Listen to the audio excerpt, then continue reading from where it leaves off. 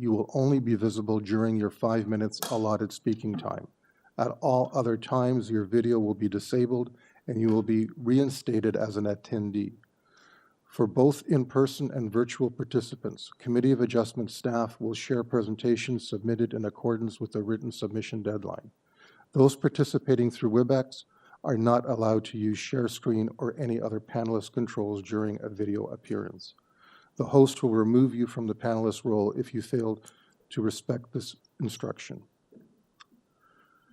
People attending in person today who want to receive a copy of the decision of the committee on an application must fill out a decision request card, and those participating virtually need to submit a written request for a decision by email. Please ensure that you include your name, address, and email address because the Committee of Adjustment and the Toronto Local Appeal Board will be sending notifications and appeal updates by email. If you do not agree with the decision of the committee, you may be able to appeal the decision to the Toronto Local Appeal Board, or in some limited circumstances to the Ontario Land Tribunal. However, the provincial government amended the Planning Act and generally removed rights of third parties to appeal Committee of Adjustment decisions. Only the applicant, the Minister of Municipal Affairs and Housing, specified persons, and public bodies, as defined in the Planning Act, are permitted to appeal decisions of the Committee of Adjustment. Appeal instructions are set out at the bottom of the decision of the committee.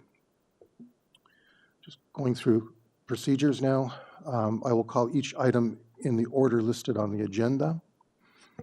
When making your submissions, where an application is uncontested, the agent or applicant may proceed with their presentation if desired.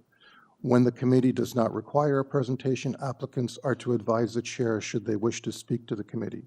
The committee may ask questions and/or take the matter into committee for decision. Each speaker, including the applicant agent, will be given a maximum of 5 minutes to address the committee. I will comment when you are reaching the 5-minute mark. Any presentations or other materials you wish to submit to the committee must have been emailed in advance of the hearing. Staff and committee members cannot accept materials at the hearing. When addressing the committee, please clearly state your name and address. Please remember to confine your remarks to the matters outlined in the application. The applicant or agent will proceed first and will make a presentation to the committee on the application. Please note that the committee may not entertain revisions to the proposal at the hearing today. The committee may decide to defer the application if substantially revised to ensure the revised application is accurate and that all those entitled to notice of the application are informed of the changes. Then individuals either in support or opposition to the application will be invited to speak. Generally, we first call on speakers in the hearing room and then those participating through WebEx. Committee members may also ask questions of each speaker after they have finished their presentation. When all speakers are finished, the applicant agent has the opportunity to rebut only those issues that were raised by the speakers. This will mark the end of the discussion. The application will then be taken into committee for decision. Okay, starting up, going forward with our agenda. The first item then is confirmation of the minutes from the previous hearing. Can I get a motion to approve the minutes? Mr. Taylor? Mr. Chair, yes, I move to approve the minutes of the meeting. I think it was on November 12th. Seconder? I'll second. Ms. Reddick? All in favor? Thank you. Just to confirm, the minutes were for November 9th. Thank you. Okay. Any declarations of conflicts of interest from panel members or staff? None. And Madam Secretary Treasurer, I believe we have one item to be closed. Yes, item 11, 502 Evans Avenue, at the request of the applicant.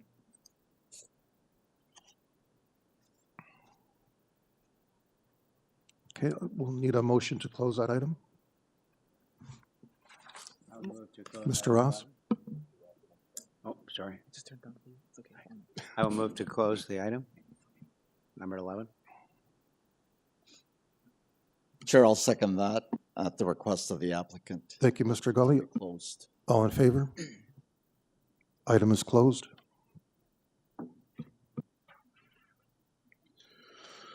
Okay, we have a number of items where there have been requests for deferrals, so we'd like to go through those before we start at the top of the agenda. I believe the first item for deferral is item 4, is that correct? Item 6, 65 40th Street. So we're not deferring item 4? I don't have a request. I believe there's in the additional material, there's a memo with suggesting there's an automatic deferral of this. I believe there's been a change in one of the variances, which is being changed up rather than down. Oh, yes, sorry, that's correct. So So- 44 Edge Valley. Okay, I'm trying to find my speakers list.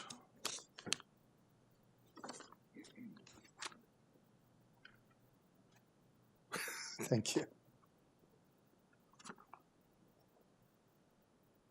So Matthew Orvetti or Tev is the applicant. Is Matthew here or online? Mr. Chair, we do not have anyone by the name of Matthew on the line at this time, so we'll look to reach out to them. Okay, so we're going to hold that one down then? Please. Okay, so then item 6.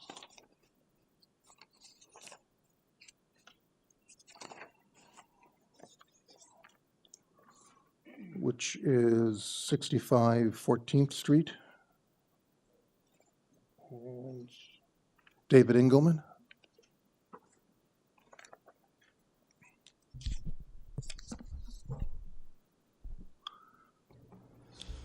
You're requesting a deferral, sir? Yes, through you, Mr. Chair. Good morning. David Eagleman, Senior Planner, Design Plan Services, 900 the East Mall, Suite 300. And through you, Mr. Chair, we are requesting a deferral. There have been issues raised by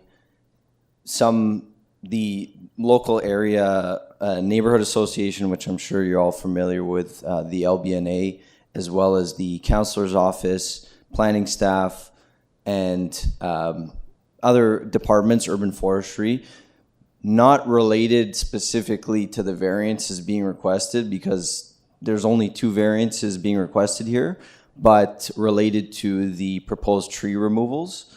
And Was there a notice issue as well?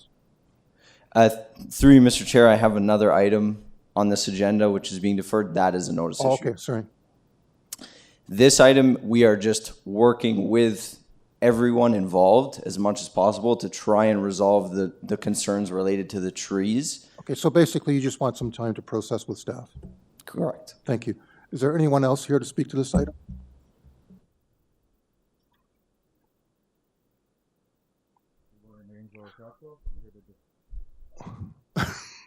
So, sir, at this point, we're just deciding whether we're going to defer it or not. So Sure, we don't we'll wanna get defer it till next time. You're okay with that? Perfect. Yeah, no problem. Okay, thank you. Can I get a motion then? Chair, I'm going to move that. Chair, I'm going to move that the application be deferred at the request of the applicant in order for the applicant to conduct further consultations with the community as well as urban forestry and the councilor's office. Thank you. I'll move to second that motion. Thank you, Mr. Ross. All in favor? Okay, item is deferred.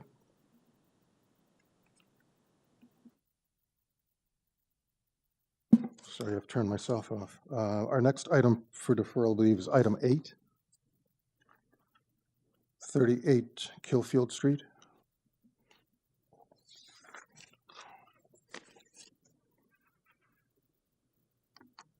And the agent is Hasim Rostami. Is Hasim online or in person?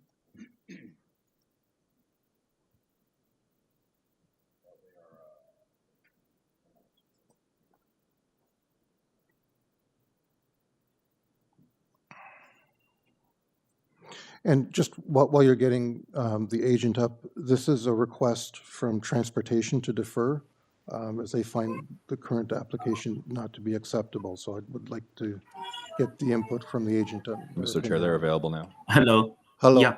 Hi, Welcome. Mr. Chair, members of the committee. Sorry about the unmute button being, a bit sticky this time. So transportation So- is recommending deferral. We would just like to get your input on that. Yeah, just because we have received the transportation services deferral request a bit less late last week, we decided to defer it as well. We have sent the revised drawing based on the planning department and the transportation suggestions to the zoning department. But since we have not received the zoning notice yet, we think that it's appropriate to defer the application. Okay, thank you, sir. Is there anyone else here to speak to item 8? No? Okay. Members? Chair, I prefer to move this deferral as well. I think Transportation Services submitted a report dated November the 14th, which raised issues with respect to the maneuverability of trucks onto KELFIELD, which is not appropriate. Also, planning staff has some issues, so at the request of the applicant, move that the application be deferred. Okay, thank you, Mr. Gully. Mr. Ross? I will second the motion. Thank you, sir. All in favor? Okay, item is deferred. Thank you so much. Thank you.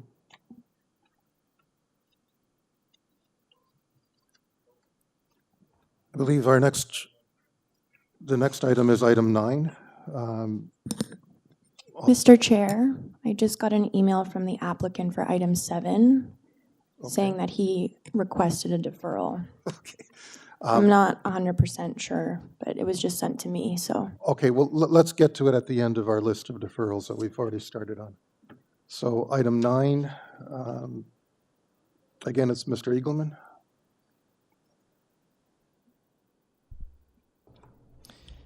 Yes, good morning, Mr. Chair. Through you, this is the item that is a notice issue.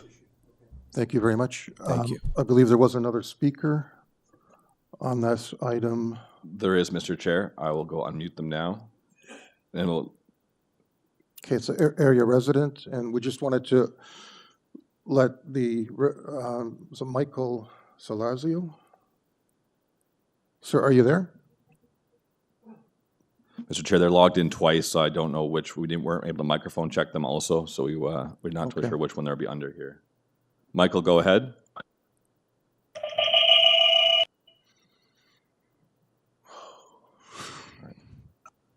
Michael, Okay, go ahead. Michael, please don't mute and unmute yourself. Let city staff be responsible for that. Though, Mr. Chair, it does appear they may have just dropped off the call completely. Oh, no, here they are. Okay, Michael, go ahead. Can you hear me there? yeah, we can hear you. Yeah, So- I don't know if you're talking about me or someone else, because I don't know how, can you spell the last name? Are 'Cause you it at, wasn't pronounced right. If you're talking to me, I don't know who that is. okay, It sorry, wasn't pronounced right. So if you could just maybe clarify that. my Is it apologies. Scazillo? Is it Scazillo? Scazillo, yes, thank you, sir. Yeah. You're at number Okay. 21 Vailcrest? Yeah. So what are you looking for me from? We just wanted Like, to, yep, go ahead. okay, it just, because there was a problem with the notice, it's essentially an automatic deferral, but we would like to, because you had registered as a speaker, we just wanted you to be aware of that and let you know. Yeah, I don't have a problem with that. Okay, Yeah, I don't have a problem. I'm just more curious. I was just looking for more clarity on what was happening with it. So if there's a deferral, no problem. okay, so you'll get another notice when they come back. Yeah. Okay. Maybe you can ask the applicant just to reach out and I just like more clarity on what they're looking for, if that's okay. Maybe they Absolutely, could do that too. fair enough. Yeah. The applicant's here, or the agent's here, so I'm sure he'll take that under advisement. Great. Thank you. Perfect. Thanks very much. Can you share my information with them? Yes, absolutely. Okay, panel members? I'll move to defer to address the notice issue for this. Okay. Thank you, Ms. Reddick. Seconder? I'll second that motion, Mr. Chair. Thank you, Mr. Taylor. All in favor? Okay, item is deferred. Mr. Chair, we've gotten an email for item 13, 1252 Kipling Avenue, that the sign wasn't posted, so the application will have to be deferred if we can get them on the line. We're going to get more deferrals than actual stuff we're going to hear today. I know. All right, Mr. Chair, Joe Dome is the agent and he is present on the call. Okay, Mr. Dome?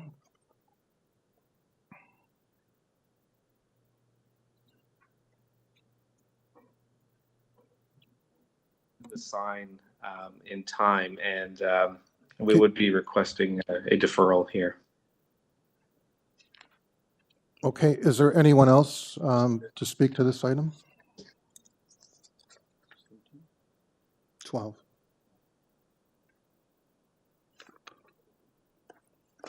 Sorry, I have Joe Dome listed for item 13. Oh, we're doing 13, okay. Got it. I had it as 12 for some reason. Okay, seeing that there's no one else, I guess we're looking for a motion. Chair, I was just going to ask, perhaps since Mr. Dom is deferring his application today, if he's had consultations with urban forestry, and if not, if he has started conversations with urban forestry, the deferral might give him the opportunity to do that as well. Yes, I have notified my client to contact urban forestry. I believe they have conditions 2 and 3 on the consolidated report. Thank you. Chair, I'm prepared to move a deferral of this application at 1252 Kipling Avenue at the request of the applicant for further information gathering. Thank you, Mr. Gully. I'll second. Thank you, Ms. Reddick. All in favor? Okay, item is deferred. Item 11, did we deal with that one already? No, that's closed, okay. So, sorry, item 7, someone chimed in about? Mr. Chair, I don't have any correspondence about that, so maybe the support staff can send that over to me right now real quick, and then we can top on it real. Okay, do we have the agent who's?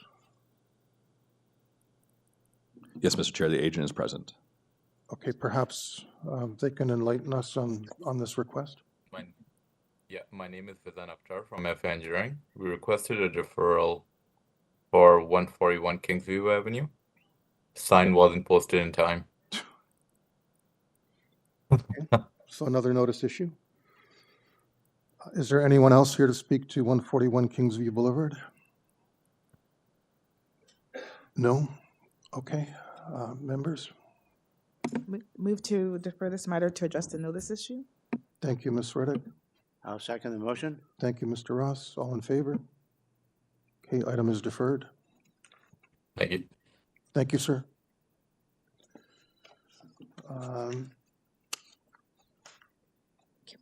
Can we go back to item 4?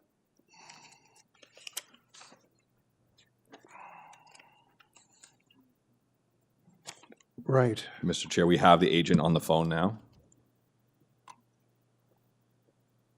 Okay.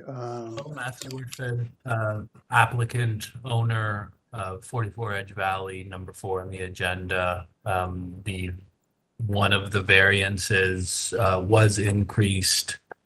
And I understand that notice needs to be provided with 30 days. And so therefore the item is required to be deferred. That would be correct, sir. If you're increasing the variance from what was circulated, then we need to do an automatic deferral. Is there anyone else to speak to this item? No? Okay. Members? Move to defer the matter to address the notice issue. Thank you, Ms. Reddick.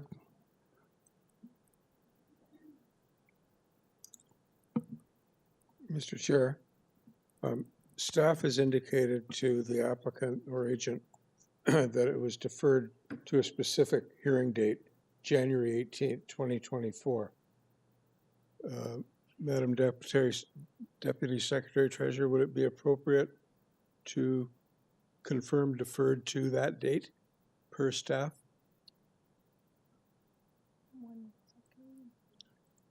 I think she had it, I think she said it has been placed on that agenda. Word Nicole, for it's that. already been added? Yes, that's fine. Okay, Do you want to well, I friendly can- amendment a to friendly defer the amendment? matter? Defer. I'll defer the matter to the January 18th, 2024 hearing date, which I understand it's I'll already sec- been placed on. I'll second that, Mr. Chair.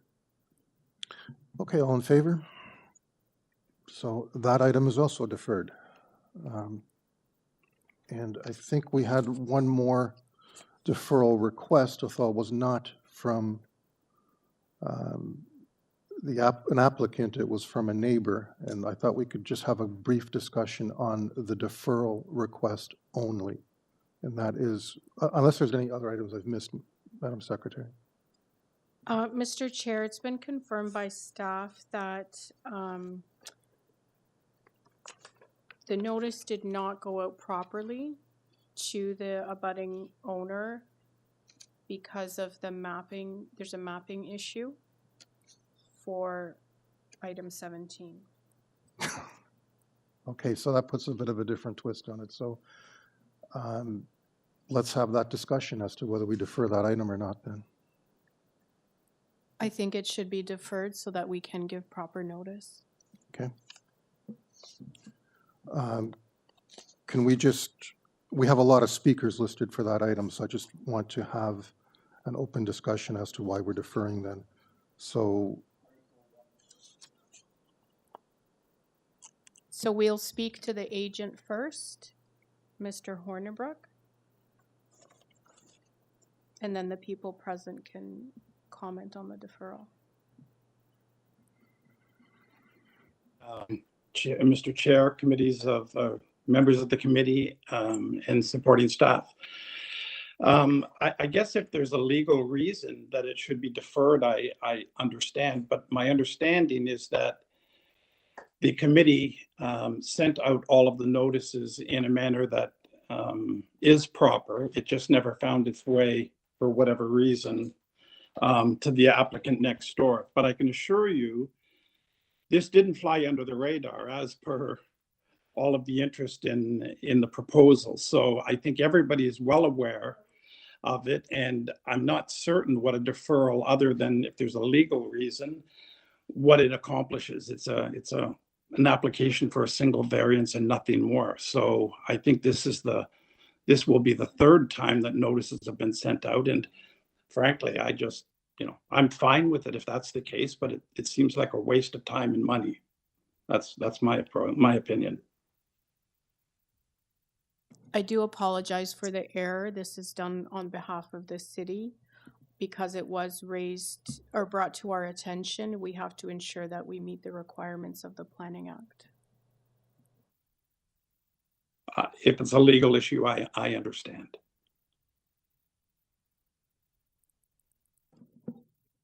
okay, if it's a legal issue, then I'm not sure we need to get into, oh, sorry. Okay, well, we have quite a number of speakers. Perhaps if there's just one spokesperson that can speak to the deferral issue. Mr. Chair, how would you like to proceed through the list of attendees for that? I'm not sure if we want to get through all of them. I mean, if it's a legal issue, we have to defer, we have to defer. Yeah. So I don't see the point of it. But I think given that so many people have come out to speak to this item, it behooves us to at least explain why we're doing this. So, sorry. Good morning, Mr. Committee Chair. My name is David Beaumont. I live at 98 Dunedin Drive, which is the adjoining property to the north of 96 Dunedin. I was the one that had previously submitted a request for deferral, given that I had not received any notice in the mail of the variance application by Mr. Hornibrook. Despite this, we have assembled a number of neighbors in support of our objection and have prepared ourselves for the meeting this morning. And therefore, I would like to withdraw my request for deferral and proceed with the hearing this morning, if that's okay with you. Okay, so then it really comes down to whether we are legally obliged to have to defer or not. And I leave that up to staff to decide then. Thank you, sir. Understood. Thank you.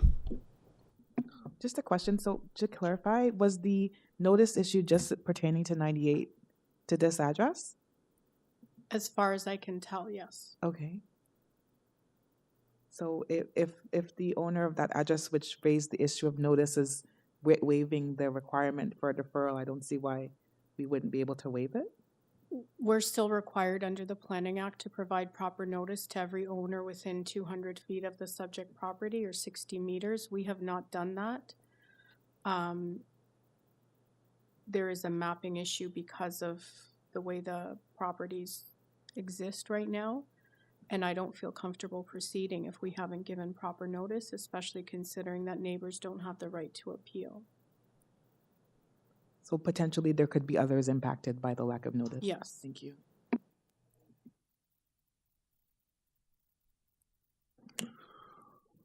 Okay, thank you. Given all of that, let's take that then for a decision. If I could just ask one question of staff.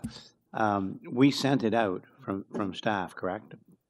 But it was not received by one No, place? sorry. We've checked the records to double check this morning, and a notice was not sent out to 98 Dunedin Drive. Okay. But do we know if notice was not sent out to anyone else? We don't know. Well, that's what we'll have to check to make sure when it gets rescheduled that we send out to every property owner within the 60-meter radius. We've only checked the one because that one was raised to, today. Okay. So I'm prepared to motion. You want more discussion on it? If you want to do more discussion, I think it warrants more discussion, given how many people are interested in this item.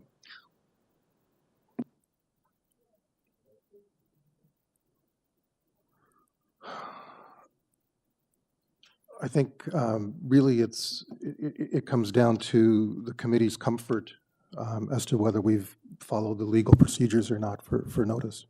So do you want to speak? So I'm reluctant to do so, but I'm concerned that if there are potential, as staff has indicated, there's potential other residents who may not have received the notice. And given that they wouldn't have a right of appeal for this matter, I'm not comfortable proceeding. I'm not satisfied that everyone who should have notice have received notice. So if there was confirmation that it was just 98, I would have been prepared to proceed, but there isn't confirmation that others also haven't been impacted by the lack of notice in this matter. So I would have moved that that we defer this matter to allow for proper notice.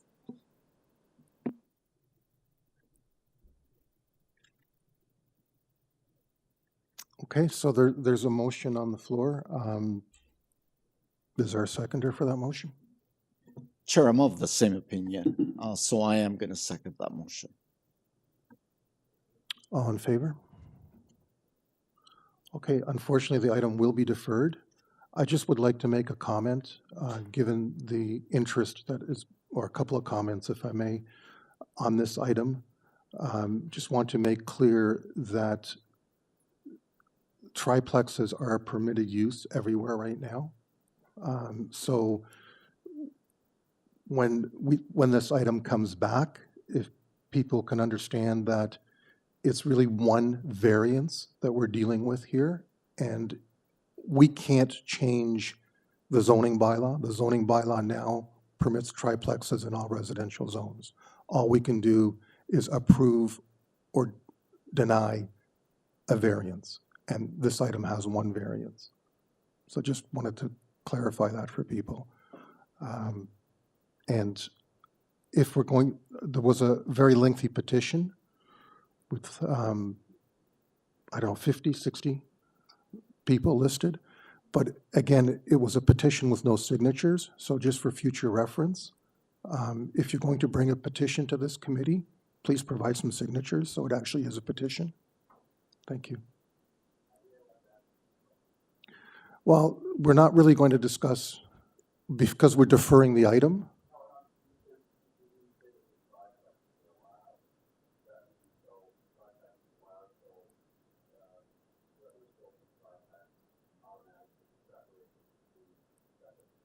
Yes. Yes. They can actually do a fourplex if they want. Correct. Correct. And, you know, and if you have an issue with that, it's city council. It's not us. But, you know, any fourplex, duplex, triplex still has to conform to the same performance standards. So setbacks, lot coverage, which is the issue here, height, all of those things. Okay, thank you. So I guess what the chair is saying is if there was no variance, there's one variance, the coverage variance. If there was no variance, then as of right, they could build it and not come here. just wanted, given how many people are involved in this, I wanted you to take away something instead of just going home saying, well, we just wasted a whole morning. So, thank you. I'm assuming there are no more items for deferral. Do we have any left? Can we do a 10-minute break and get organized for the Good idea, Mr. Chair. rest of the agenda? Thank you. Mr. Chairman? I know, that's why I want to speak.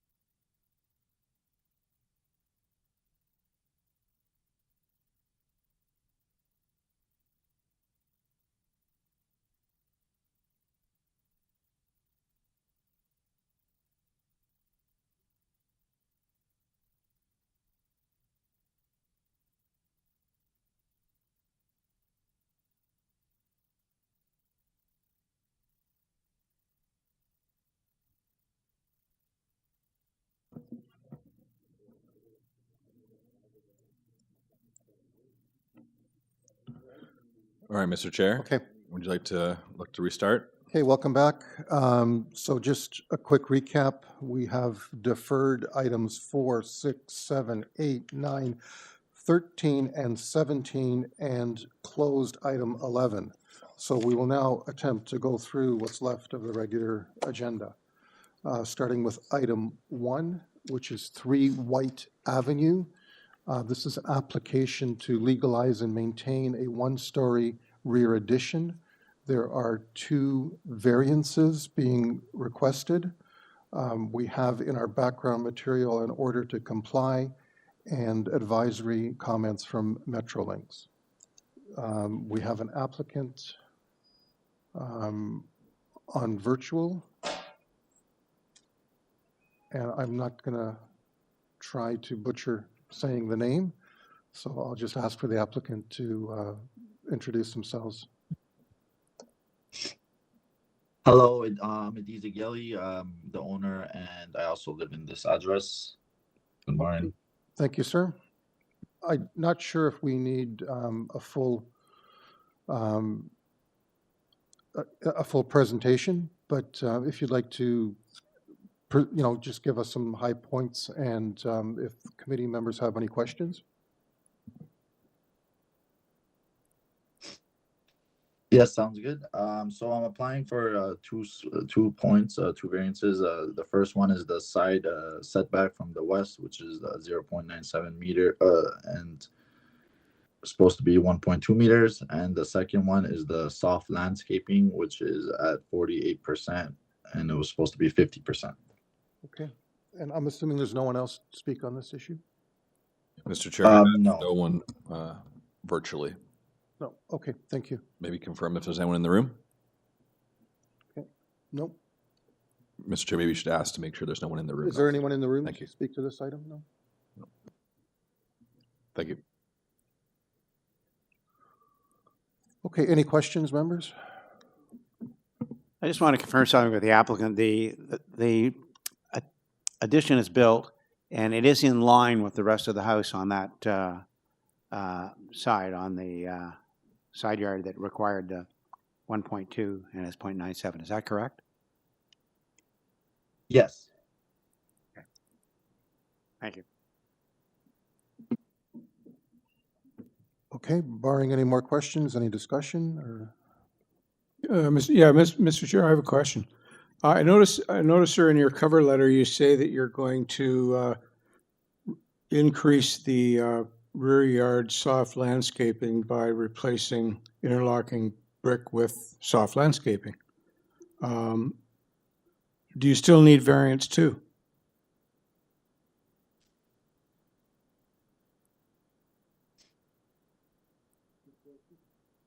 Turned out my mic. Oh, I'm sorry about that. I just muted for a second. So I guess the question is, do you still need that variance, or are you now in compliance with what you're proposing? Yeah, so I still need both variances. I didn't take any action for any of them yet. You just need variance 1. Yeah. He just said he needs both. Both. Could you clarify why you need both when you're reinstating the rear yard with soft landscaping? I think in your cover letter you said you're going to eliminate the need for that variance, or words to that effect. Yes, I will need it because I haven't removed the bricks in the back yet. Like I haven't done it yet. Okay.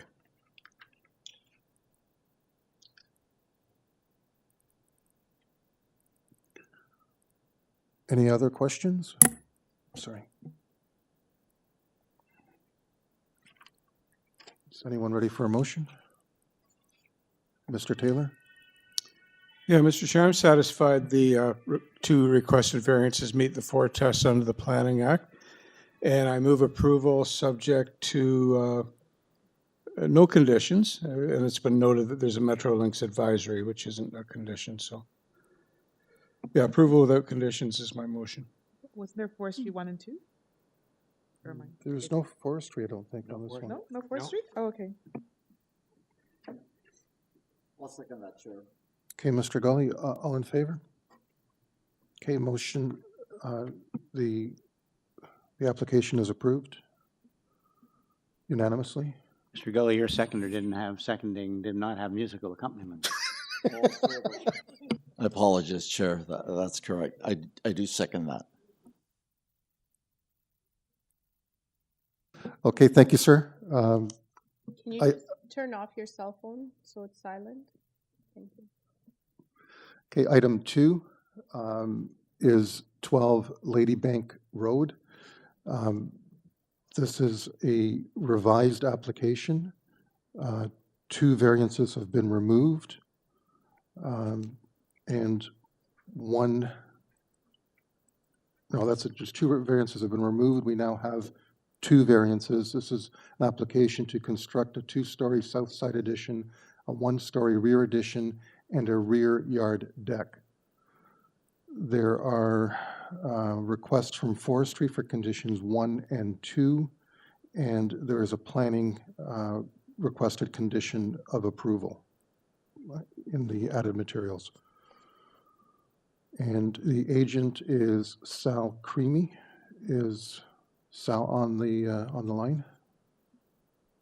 Yes, good morning, Mr. Chair, committee members, committee adjustment staff. Sal Creamy here, address 2572 Eglinton Avenue West. Okay, welcome, sir. Again, I don't believe there's anyone here in opposition. Is there anyone here in the room to speak to this item? No? So you've got a fairly straightforward application. I'll leave it up to you as to whether you want to do a full presentation or just leave it up to members to ask questions. One thing, no, you know what, it's pretty quick, it's straightforward. The one thing to note is if you refer to elevation drawing A6, you'll see that the variance for sidewall main height is a little bit kind of confusing because you'll see the top plate conforms to the 7 meter. It's actually 6.99, 0.1 lower. What's creating the variance is the height of those architectural dormer details, which is being measured to the top of them. I had a conversation with the zoning examiner, reluctant to revise or change. Again, like it's a very technical variance in nature, but what worried me about it is setting a precedence. I just wanted to make it clear to the committee that the majority of that main wall conforms. It's just those architectural details is what's triggering the variance. And you can see that it's just a peak of them.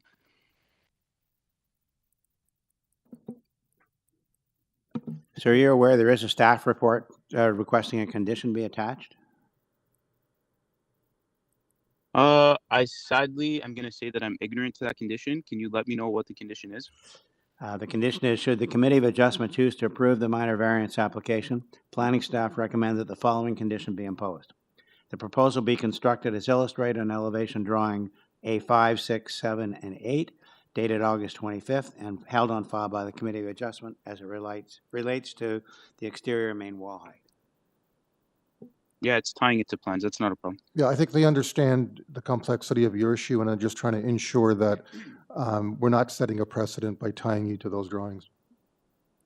Yeah, exactly. No, and it's fair because it's a very technical variance in nature, and we don't want to set such a precedence in the area. Okay, any other questions? Can we take it into committee then? Chair, I can speak on this item. Obviously, 3 and 4, the variances that have been removed, Transportation Services had no issues with it, but it certainly ameliorated the application. With respect to the first 2 variances regarding height, I think indeed 2 only applies to a portion, a very small portion. So I think the 2 variances that are being requested with respect to height are not in any way affecting anyone in adjacent residents or the community. So I move approval subject to the planning report on November 8th with that condition and urban forestry conditions 1 and 2. Okay, do we have a seconder? Mr. Chair, could I request a friendly amendment to that to reference the planning condition to the one that was sent to us in the additional materials? And it's an email dated November 22nd, and the wording of their condition has been modified slightly. I can't even tell to look at it what the difference is. Can't tell the difference. I think we should specify, if it's okay with you, Member Gully, to reference the condition as set in the November 22nd memo. I think it's fair, sure. It's to update the date to reflect the revised plans, where they've withdrawn variances 3 and 4. And the applicant's aware of it because it's the new condition or the revised condition is the one I read out. Yep. Okay, if that's acceptable. It's acceptable, sure. All in favor? Okay, approved unanimously. Thank you. Okay, the next item is item 3, 1 TOFFEE Crescent or Court. This is an application to construct a second-story addition above the existing building and a rooftop patio. There are 2 variances being requested. Transportation is requesting 2 conditions of approval. Metrolinx has advisory comments. There is 1 letter of support, and we have a copy of a previous decision for this location.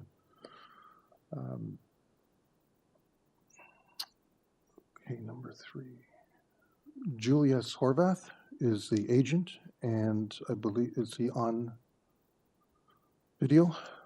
Yes. Mr. Chair, audio. Yes, good morning. Mr. Horvath, welcome. Yes, good morning, Mr. Chair and committee, and thank you for your time. Yeah, so basically, there was a previous minor variance that was formally approved for other items. So just a quick history is the first item was, I think, basically sort of overlooked or not addressed by the initial zoning review. So as a result, that was added to this, to a second application here. The second item was a design decision we made after, well, once it started into the drawing process, which was basically to overclad the existing main story brick with like an ephes or like an insulation and stucco, just to improve the insulation value. But that resulted in going over the existing, lawfully existing setback by basically the thickness of the, like we're talking 190 millimeters, roughly 8 inches for the overcladding, which would also carry up flush with the second story addition. So yeah, it's pretty straightforward. That's really what we're asking for. And again, the front, the wall shroud, which you can see in elevation, is just like basically, like I guess I'd call them wing walls that are projecting for an architectural feature, which don't interfere with anything else other than it's just providing a little bit of wall gymnastics, I guess, or aesthetics to the front. And I believe, yeah, there's a letter of support from the neighbor across the street for that. Yeah, but that's basically it. Thank you, sir. Any questions from panel members?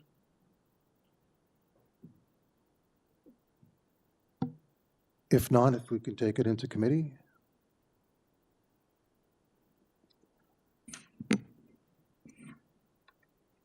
So there's a transportation condition, I believe? Yes. 2. And the Metrolinx one is just advisory. Yeah, transportation is asking for 2 conditions of approval. The applicant is aware of that?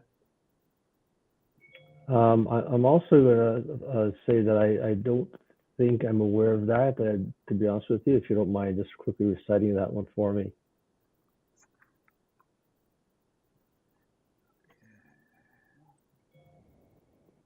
Okay, I can read those out for you if you like. I appreciate it. Okay, so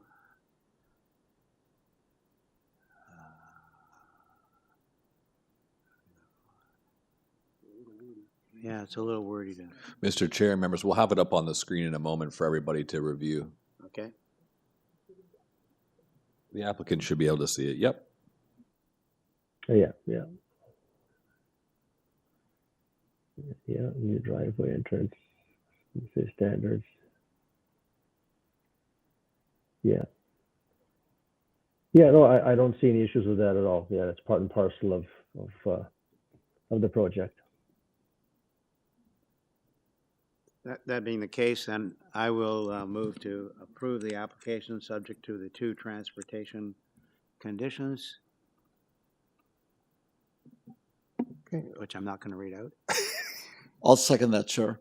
Thank you, Mr. Gully. All in favor? Approved unanimously. Thank you.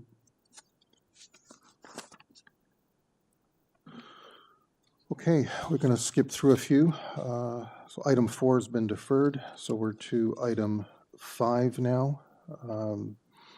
77 ALBILENE. Abilene. Abilene. Ever been to Texas? No, I'm having a problem reading my own writing here. I think that's the problem.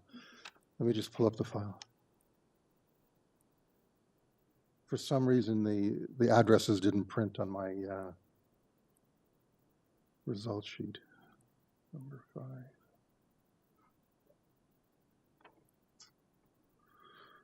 Okay, so this is an application to construct a new detached dwelling with an attached garage. There are a total of 8 variances being requested, and there are conditions being requested from forestry, condition 2 and condition 3. And that's all we have. The speaker, Anthony Greco, is also the applicant. Good morning. Good morning, sir.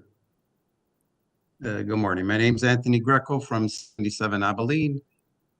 If you like, I can a presentation.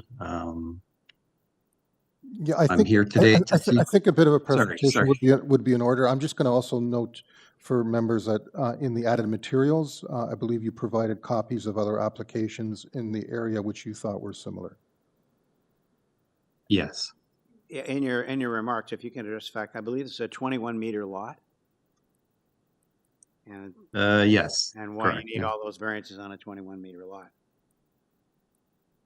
Well, it's a brand new construction, right? So in keeping with the newly built homes in the neighborhood and the size of that we family of 5 needs, we need these variances to construct the home that we'd like to to build and to live in. If you see the variances comparables, they're in line with recently newly built house. Like there's 2 new houses being built directly behind, which have touched the variances. These are a lot bigger in terms of floor index meter squared. I think they're 100 meters squared bigger than my current application. Yes, it's a larger lot, but it's still a massive house. So, the new builds in the area, that's the kind of variances everybody's kind of seeking relief from. So we just want to build basically what everybody else in the neighborhood is doing.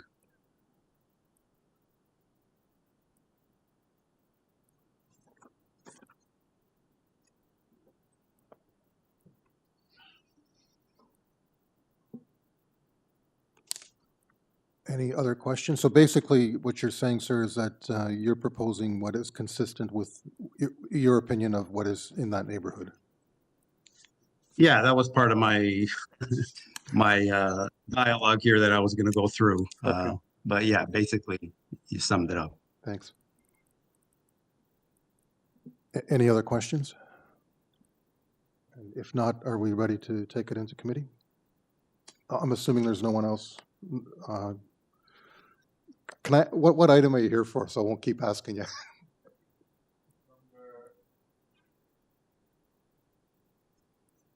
Perfect, thank you. That's next. Okay, if we can take some, have some discussion if needed and/or a motion, please.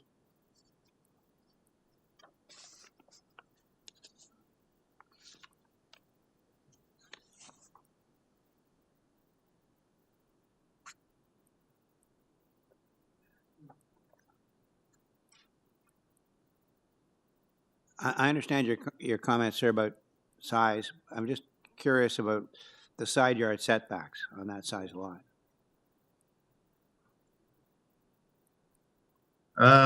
Well, the side yard setback, I'm going for 2 meters on each side, which is just in terms of, because it's a wide lot and it's to make the house wider, obviously, than what's there. It's actually improving to what's existing. Existing, it's a lot wider than what I'm proposing brand new. So it's actually improving what's there. And if you see the comparables with 4 or 5 applications, I'm well below that the comparable side yard. So I'm only asking for 2 meters. Most people are under the 2 meters. And that's making it even wider. And I'm actually improving what's there. I believe it's the house that's currently there is about 57 feet wide. This newly built home will be about 55 feet. It's just the nature of the size of the lot. You know, you build wide and not so deep, right? Just because the lot is wide. That's the reason for the side yard setback. So do you know the current side yard setbacks? I think it's 2.4. So you're currently, for each side. So you're currently conforming to the bylaw then? No, it's 2.4, so I'm going for 2 meters on each side. So No, I understand. The current house, what is the side yard setback on the current house? The current house is 1.8 on each side. Let me see the survey.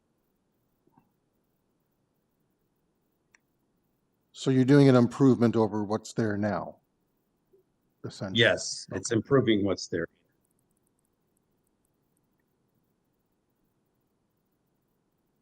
.8 each side. And there's no one complaining, so.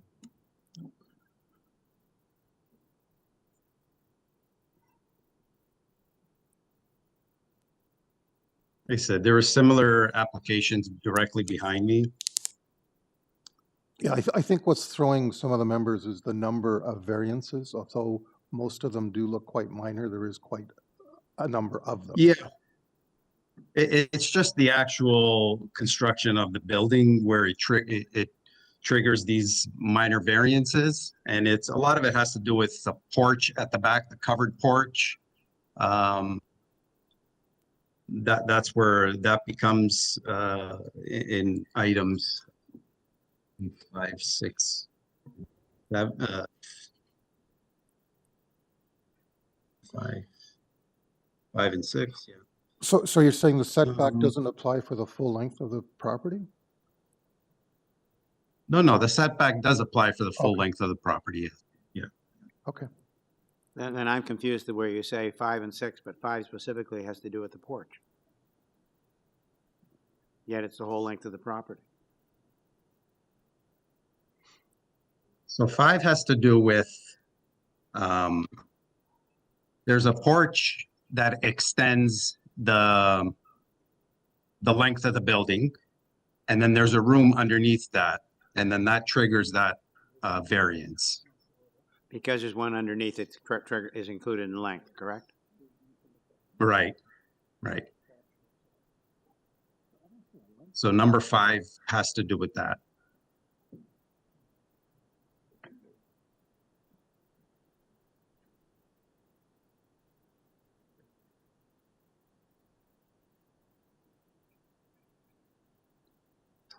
Yeah, if the porch is not there in the back, then that number 5 is removed. Or not even the porch, the cold cellar underneath the porch. That's what triggers that That particular number variance, 5. but you actually don't, you're not requesting a length or depth variance, though? No, No. no.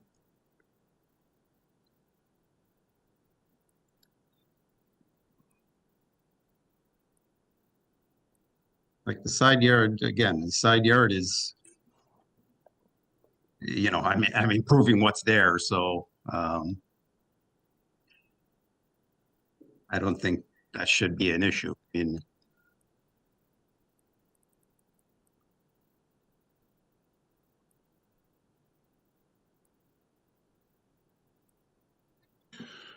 Okay, any other comments or questions? Anyone ready for a motion? Chair, I'm prepared to speak on this item. Variances appear to be many in this case, in this application, but when you look specifically at each of the variances, variance 1 and 2 relate to coverage and floor space index. In my view, both those requests are reasonable for the lot size. With respect to 3, 4, and 5, they relate to side yard setbacks. Again, in my view, amelioration of an existing condition. And then 5, 6, and 7 relate to height.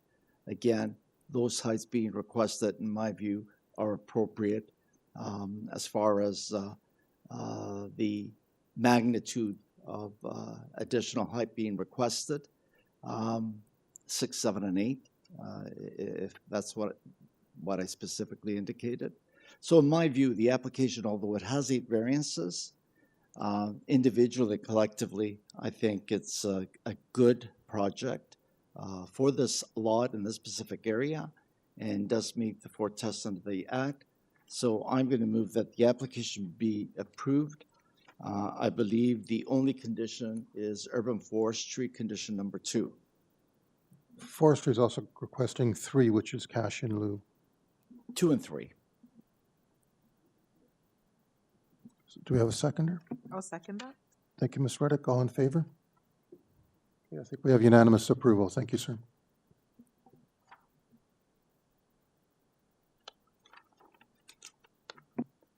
So moving on to item 10 for Bradfield Avenue. This is an application to construct a second-story addition above the existing attached garage. And there is 1 variance being sought, and it has to do with FSI, 0.45 being permitted, 0.58 being requested. Planning has a condition of approval, and I believe we have a copy of a previous decision. The speaker for this item is Joe Dome, agent, and Mr. Dome is on audio, I believe. Yes, my name is Joe Dome, 133 Torresdale Avenue, agent for the owner. Okay, again, fairly simple application. If you would like to perhaps hit some highlights and then if members have any questions. Yes, this is a fairly straightforward application requesting 1 variance. The owners would like to build a second-story addition above the existing attached garage to accommodate their growing family needs. There was a co-application approved back in 2015 for additions to the previous dwelling. As time went on, the owners realized they're outgrowing their living space, and in this market, it's more economical for them to apply for an addition, to be able to stay in the community where their children have grown up and fostered relationships.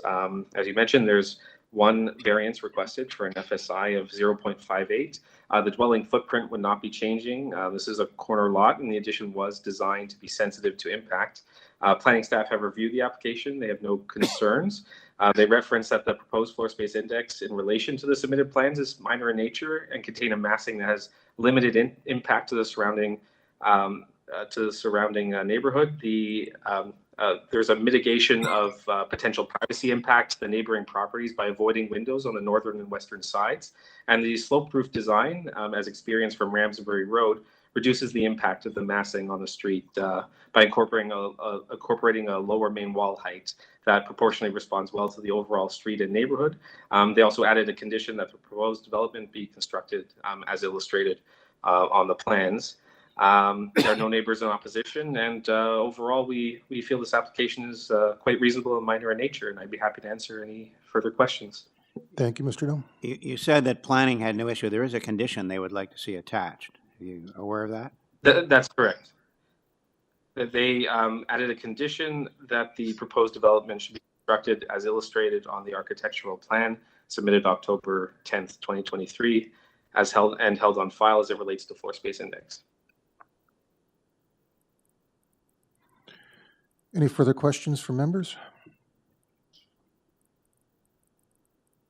And if not, can we take it into committee?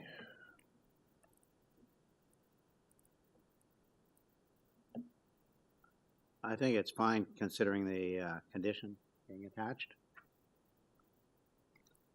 So I would move a motion to approve the application subject to the recommendation of a condition in the staff report dated November 6th, 2023. Thank you, Mr. Ross. Is there a seconder?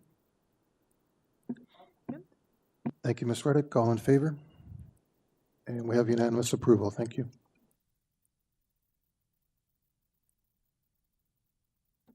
Okay, item 11 has been closed, so we move to item 12. Item 12 is 3 VENN Crescent, and this is an application to construct an ancillary structure in the rear yard which will have a detached garage and a garden suite. There have been revisions to the original application. Variances 1 and 5 have been removed. Variance 3 has been improved. There was originally a total of 10 variances being requested, so we now have 8 variances requested. Forestry is recommending denial, or alternately forestry condition 2, and Metrolinx has advisory comments. The speaker for this item is Mr. Eddie Perez, and I'm assuming Mr. Perez is on audio because I don't see him here. And Mr. Perez, are you ready to go?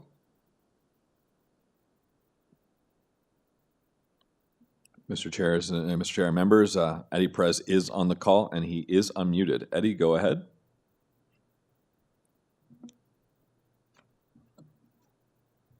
Eddie, if you're speaking right now, we can't hear you.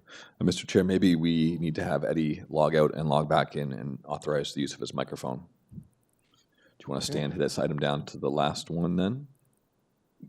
Yeah, I guess we'll have to do that then. Okay. Eddie, we can't hear you if you're trying to speak, so please log out and log back. Now? Oh. Yep, we got you now. There, we got him now, Mr. Chair. Sorry about that. That's something with the mic. Okay, so this project we started, we went before the planning department got in touch with us and they asked if we can improve it.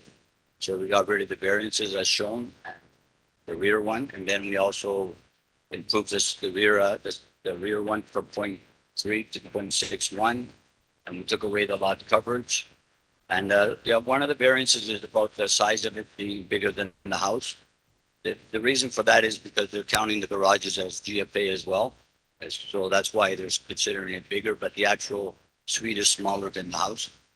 And there's the one tree there, which is the weeping willow, corkscrew willow. And my arborist wrote a report, and we're willing to be worked with forestry moving forward.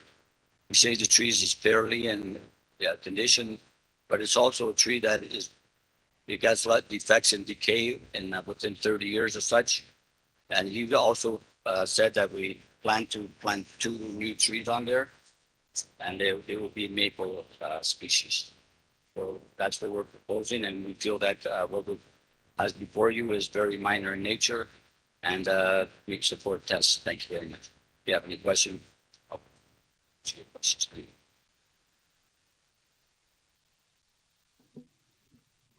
And any questions from members?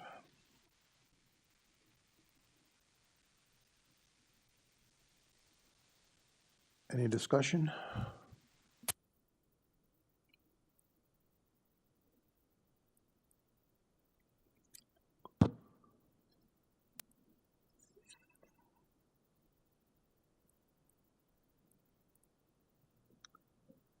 Mr. Chair, I'm prepared to make a motion unless anybody wants to engage in discusussion. Mr. Taylor? No, I think this is pretty straightforward. It's basically a top-up on a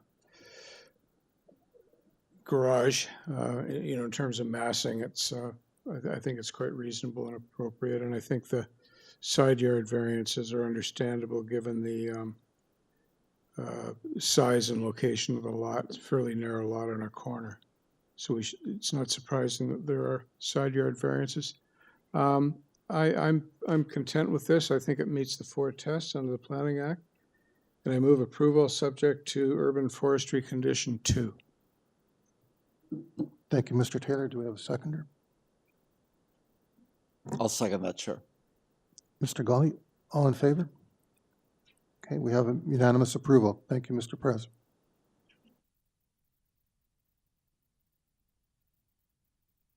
Just keep turning off my mic. Item 13 has been deferred, so we're moving on to item 14, which is 1 FAIRMAR Avenue. And this is a application to construct a 2-story addition along the southwest side of the dwelling and a new roof over an existing front porch. There are 2 variances being requested. There is an arborist report and a support petition in our materials. Gotta go to the next page.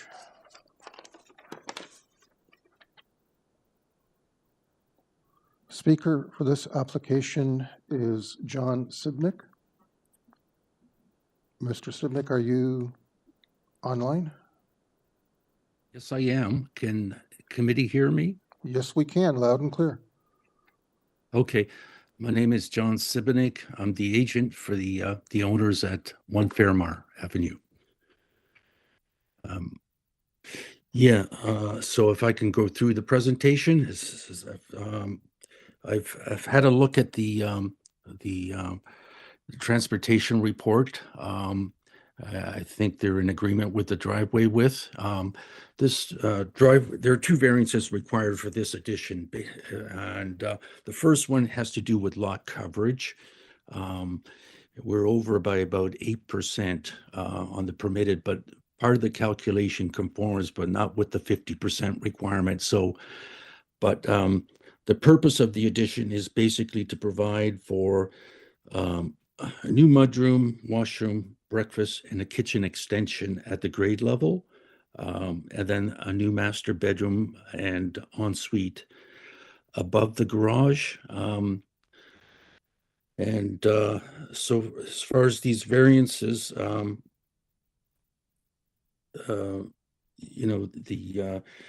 I think the overall design meets the character of the existing building.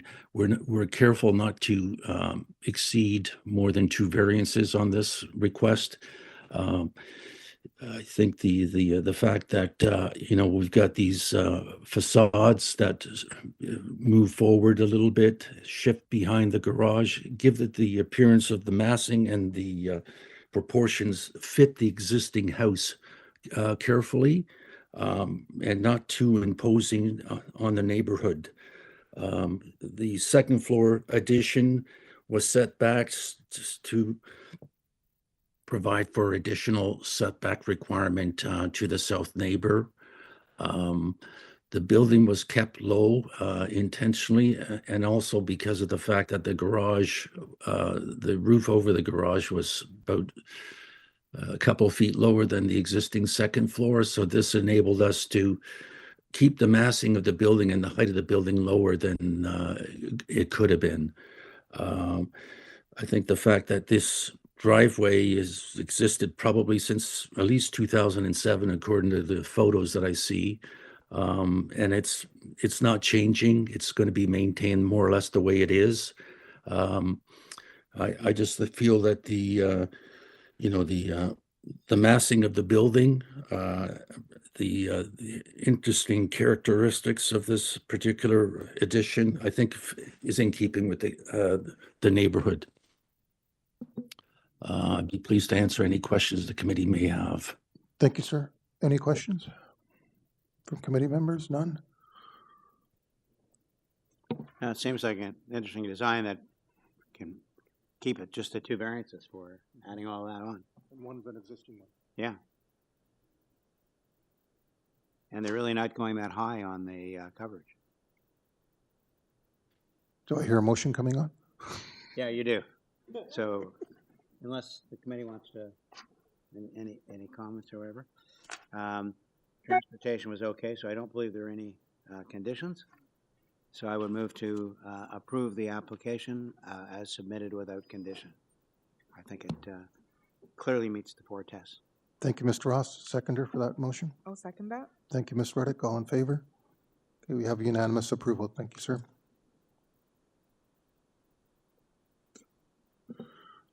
Our next item is item 15, 26 Toddbrook Drive. I'm just going to pull that up.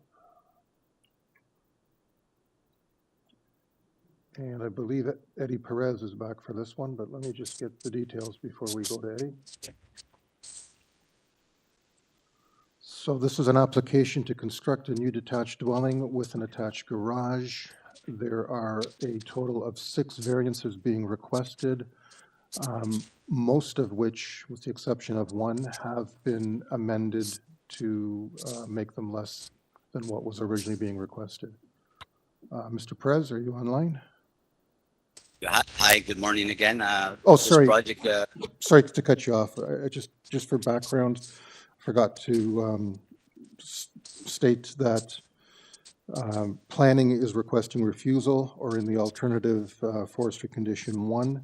I'm sorry, planning is requesting refusal, forestry is requesting refusal as well, or alternately, condition 1.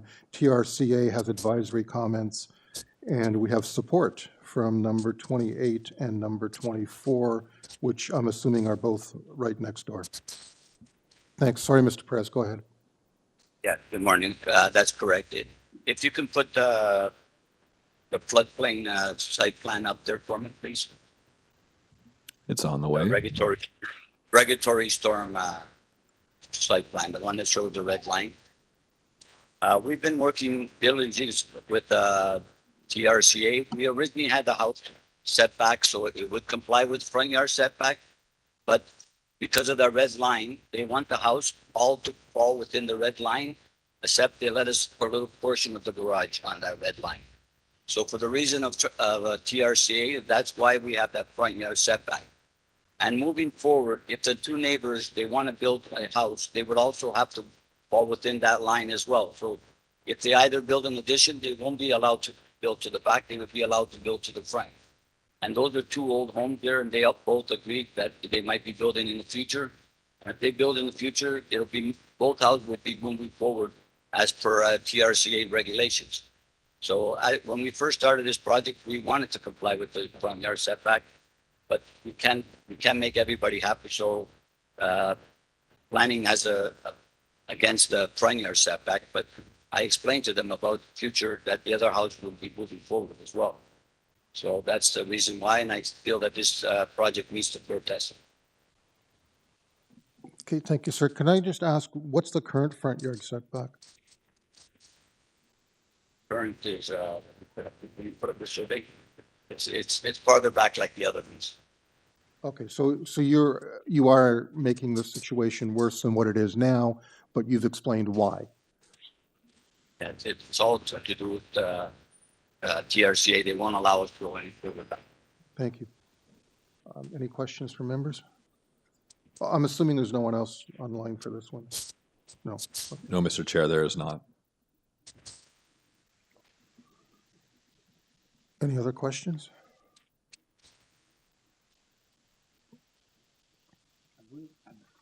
I believe there's also a ravine and natural features.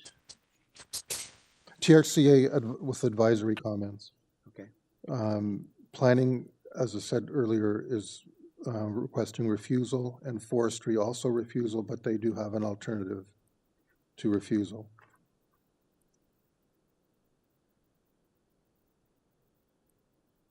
It's a little bit of a mixed bag. We've got planning refusing, but the immediate neighbors supporting. And no one objecting at all. No, and no one objecting. Chair, I do have a question. Mr. Perez, the changes that you've made now to variance 1, 2, 4, 5, and 6, those changes have been reviewed with planning staff? Yeah, they have. And Like I said earlier, I had talking to planning and I explained all the thing about TRCA, but they said because the other houses are further back. But he's not looking at the future picture. The future picture, those two houses on the side of they won't be able to build back either. So the front yard setbacks are going to be the same as ours moving forward. But those are two old homes. And as you know, the city is evolving and they're going to build two other homes there or addition to the front. They won't be allowed to do anything to the back at TRCA. So there's nothing really we can do to make the house, to meet the needs of our clients and such. And it's not an overbuilt house; it's a nice size house. And see all the pictures I've sent. There are a lot of houses like that in the area as well. So I feel that. now you've made a good attempt at trying to ameliorate the situation by addressing planning's concerns with respect to item 1, 2, 4, and 6, and even 5. Notwithstanding that, they still take objection to each of these variances and changes that you've made. They're only against the front yard setback now. That's it. And we improved that a little bit as much as we could. We brought it to 611. So that's the only issue is the front yard setback that they haven't agreed. And that's because of TRCA, right? In planning's email or in their letter, there's a acknowledging all of your changes with one exception. They've got the floor space index saying you've reduced it to 0.49. You've actually reduced it to 0.48 now, is that correct? Oh, it's 0.49. It's 0.48 and decimal. So we rounded off to 0.49. I can give you the square meters that we have it at. Instead of 372.15, we're at 342.50 square meters. The key into planning seems to be their objection to the front yard setback after all the changes. But your point is your point is because of TRCA that you had to do that with front yard setback? That's correct. There's no way we can build a house within the boundaries that they put in that red line. We have to put everything within that line. There's no way we can comply even close to the front yard setback. And like I said, you got to look at the picture moving forward. Those neighbors on the side, they won't be allowed to do it here still. I feel that the front yard setback is going to be where ours is right now. If people are building in the future. And like I said, we didn't want to do it. We had a setback to comply with the front yard. But we had to move it forward because of TRCA approval. So we need this house to get approved. So we're building departments here. Yeah. Okay, thanks.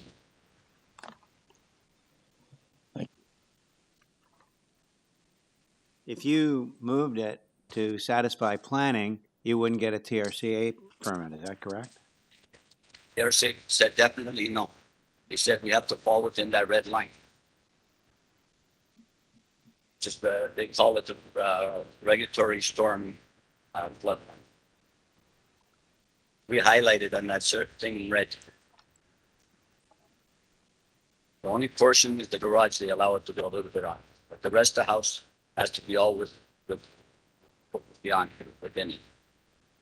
You see it there. I have it all red line, and like I said, I have previous drawings where I had the house set back to comply. Like we didn't have a problem with complying the front.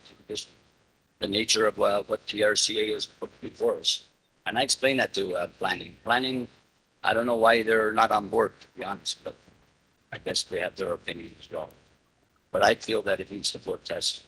And moving forward, the other one they're going to move forward as well, the front yard. And we got letters from both neighbors. They know that the house is going to be there. Because they realize in the future that's what they're going to be too. We have letters from both neighbors. So I don't see that this shouldn't be approved.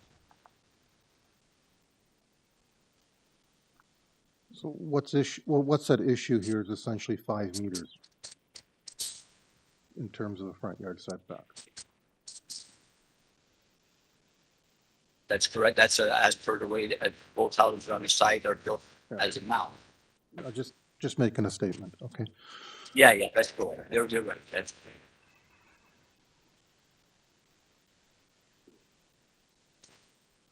So yes, members, the zoning review submitted with the application does have a floor space index proposed of 0.49, so still less than what was proposed before, and a gross floor area of 342.5, so we can make that correction. So yeah, he's reducing that to 0.48 at 341.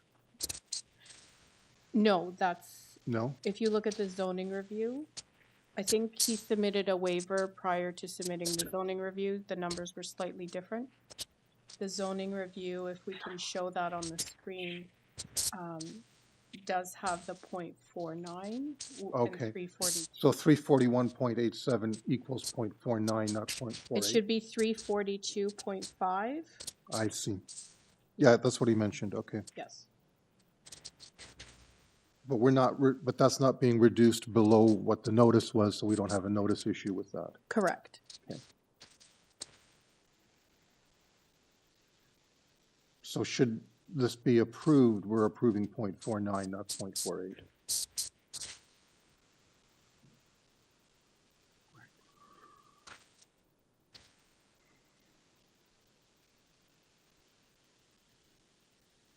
Any other? Yeah, please, Mr. Taylor. Yes, sir. Could you tell us, if you know, what the front yard setback of number 30 is? That's a very large new build on the corner. I'm not, I don't have that on hand right now. But It's- that house, It's certainly less than it's the houses less to the true, north. but I don't have the number, but it's probably around 6 meters or such, but I don't have that number, so I can't say definitely. Okay, thank you.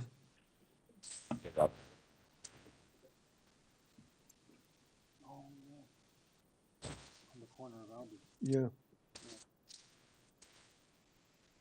Yeah, that would be good to know. Yeah, it would, wouldn't it? Unfortunately, we don't have that information, so what we have is what we have before us. We're Googling on the map and see if we can get a number on it. More or less accurate. Because it certainly looks forward to where your current property is right now. But it's always, it's a deceptive thing on a curved road. It's always hard to tell. That's correct.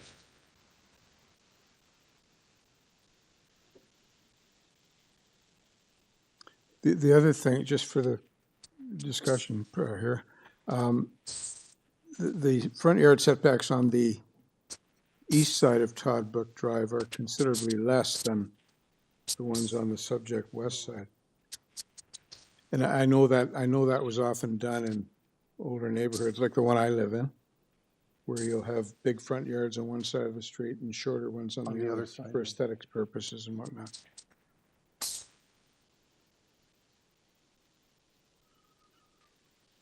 But if I could say something, but these houses that were built, these older homes that we're working on now, they were built before TRCA even had any say in what was built. So if it was built at the present time, they wouldn't have been set back as far as they are. So, like, I don't feel that our client should be punished because of something that came in from our TRCA regulation and floodplains. I feel that it should be approved, to be honest.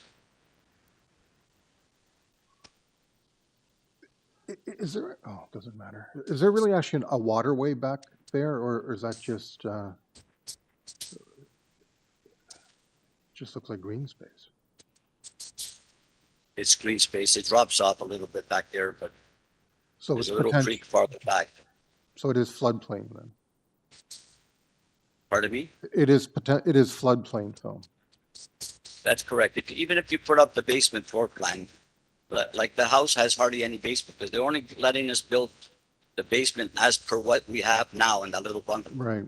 If you put up the basement floor plan, we hardly have any basement. We only have basement in the middle portion. So the house is a little bit over on covered square feet. Because of that, hardly any basement, like most people have a full basement. We're not allowed a full basement. There's no windows whatsoever as well. So they're getting punished in a lot of ways here. So front yard setback is a minimum, in my opinion. Okay. We'll have to take all of that into consideration. Any more discussion on this, or? When you say you got half a basement, is that because of the unexcavated portions? Correct. They don't allow us to have more than what we have now. And they don't allow any windows below the flood line that's drawn in the foundation. So if you see the basement, it's got no windows, and it's the size of the existing basement that it's like. Yeah, you've got more unexcavated than you have habitable. Looks like it's about That's what TRCA. That's what TRCA gave us, allowed us. I've been going back and forth with them for about 8 months. This project, like I said earlier, we'd be happy to push it back. They don't allow it, so this is what we have for you.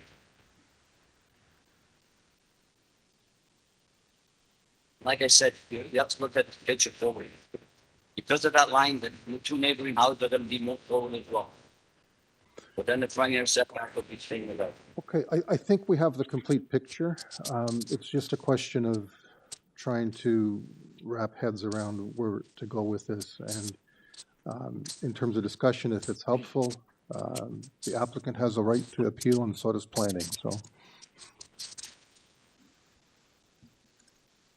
Seems to me the issue is you've got two departments who disagree with each other. Well, I think you've got two Can't departments. satisfy them both. Yeah, but you've got two departments that are looking at two different things, and they conflict. And I wouldn't say they disagree. I think, they conflict in terms of what the priorities are. I guess what I meant was you can't satisfy both of the requests. Well, you can if you build a smaller house. Yeah, right. But does that make sense? But it'd be significantly smaller. Yes, it would.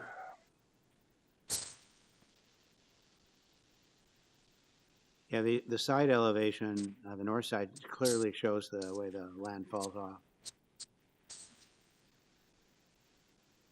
I'm prepared to make a motion. I'm not sure if I'll have a seconder for this, if there's no other discussion about it.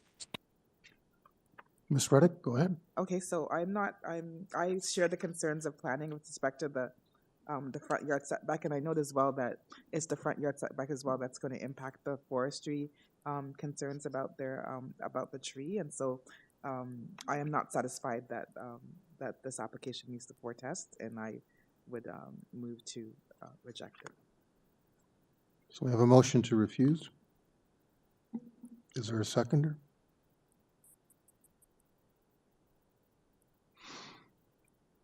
Seeing none, I'll declare the motion failed then. Do we have an alternate motion? Chair, I'm prepared to speak on this.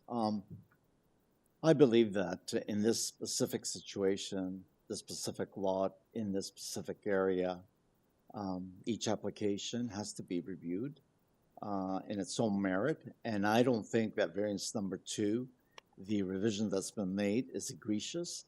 I think that 1, 3, 4, 5, and 6, the changes that have been made, are very appropriate. They improve the original variances that have been requested. And I'm convinced that there's really no other way of getting a good-sized home on this lot, given TRCA conditions, unless you apply a setback that's being proposed by the applicant. You've got to be generous in this case, less generous in this case in terms of the setback that's being requested. I think the 6.11 meets that, in my view. It is a very specific area that's going to be encountering this type of situation. And I'm prepared to move approval. And I don't think there are any forestry conditions. Yes. Yeah, there is. Yes, there is. I mean, forestry is actually recommending refusal, but an alternative to F1. That's condition 5? Condition 5 is refusal. Condition 5. Condition 1 is protection of a city-owned tree. To refuse. Notwithstanding that, I'm moving approval with no condition.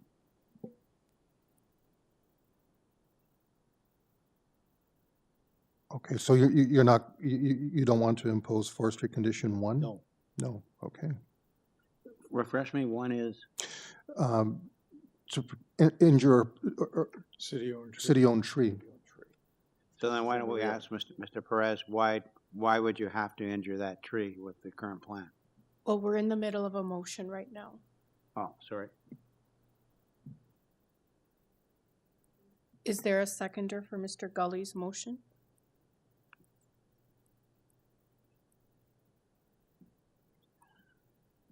If no one's going to second that, I would propose an amendment to that motion, that forestry condition 1 be imposed as a condition of approval.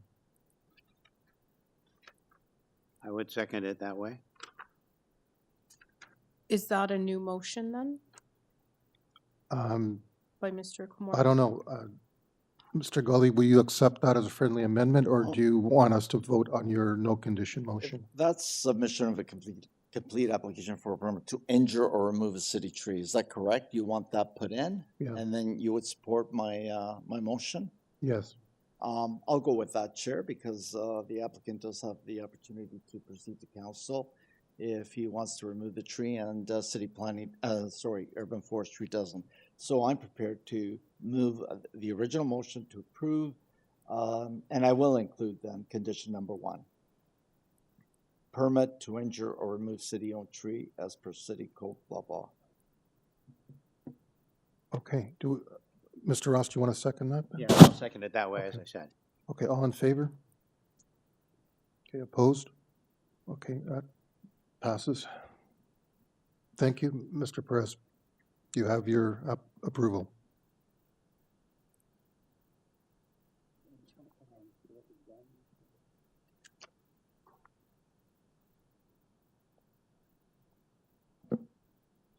Okay, our next item is item 16, 10 Vice Regent Road. Let me just pull up the file, please. Give me a minute.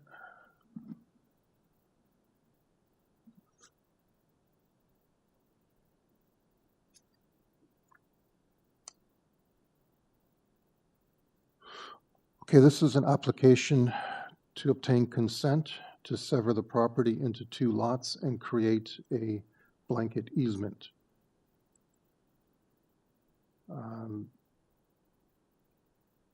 As part of this, we have a consent report, which I find personally from planning, which I find confusing, but we'll talk about that in a minute. ECS has advisory comments, the usual comments for severance. There's an arborist report.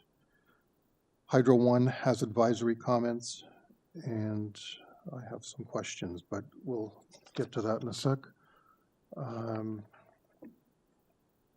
Mr. Sherman is the agent on audio. Yes. And we have Yes. someone here on audio. I could possibly. Yes, Mr. Chair, the quote-unquote church member is present on the call as well. Okay, and I believe we have someone in the audience to speak to this issue as well. Okay, thank you. You just want to see. Okay, thank you. So if we could start with the agent, Max Sherman?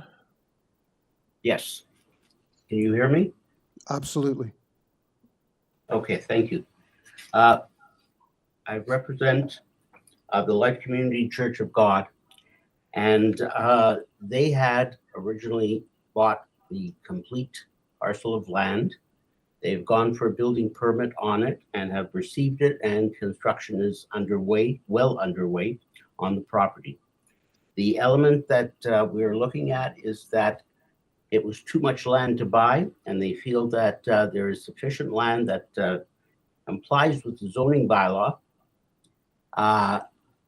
so that the frontage side and the area is in total compliance with the existing bylaw in effect right now. We wish to create a legal lot so that it can be sold in the future. And the reason we have the creation of a blanket easement on the subject property is that although most of the easements now are connected, they are privately connected on the subject lot, and the easement would be on behalf of the church.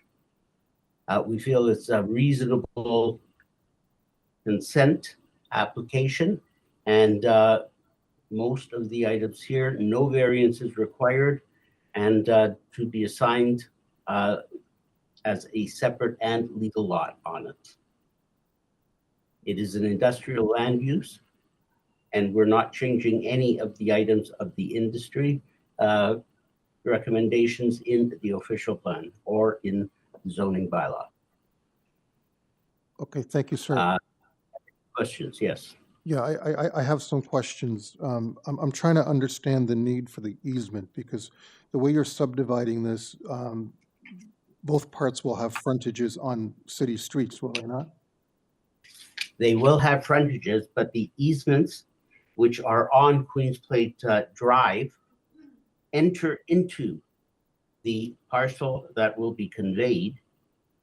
And because they enter into it, becomes a private easement, or because there are 5 different easements all in the same location, and because the church may need for repairs, maintenance, and otherwise any one of the easements, we have put in that quest. We do not have on Vice Regent Boulevard enough easements to cover the building that is being built right now. And therefore, we have taken it on the lands, the vacant lands to the north and west of the property that is being built. Okay, because I don't see the easements being shown on the draft art plan either, though. No, we have a draft plan, which is part of the application. When I say not application, the building permit application for the church, and it is located on that. We are advised by the municipality, by the member of the municipality looking after this parcel, that we should not use the word blanket, and that we will or should separate them out with a working easement on either side of that. Because we are not going to be building it, we will be putting it on sale for some time, and we will include as a condition of approval for the purchase of the land that the easements, the blanket easements, the 5 easements that are on the Queens Plate Drive side of that lot to be in favor of part 1 being the church. Okay, I have a question for staff, and maybe other members can clarify this. The planning report I find a little bit confusing. Are they in approval or they're not in approval? Because they're kind of stating both.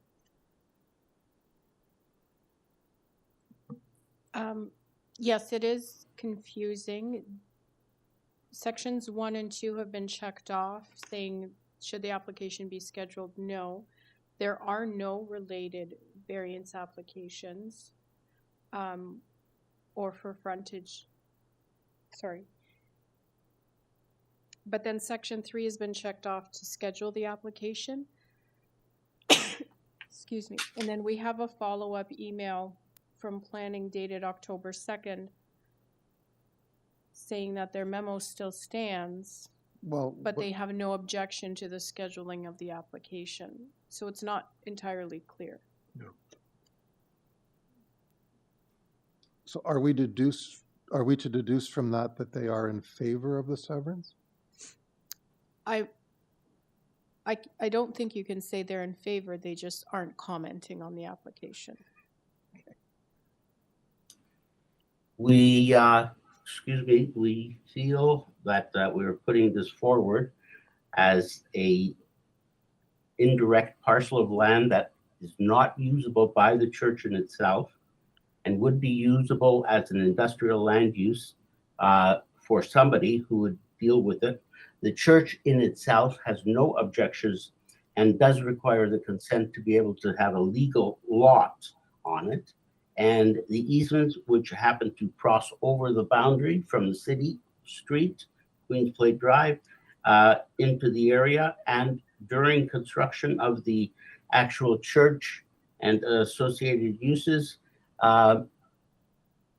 it would be in favor of the church, so that the church would be responsible, if necessary, to go on to the other parcel of land, the parcel that we're looking for a consent, in order to be able to connect, maintain the pipes that are in the ground right now as a private agreement or,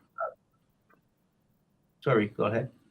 Okay, no, I just had a question. I think we understand the easement part now. So the church, you say, is currently under construction, under permit? Yes. And that's on part 1, correct? That is part 1, yes. Okay, and if this severance were to take place, would that create a parking shortage or a variance requirement for parking post-severance for the church?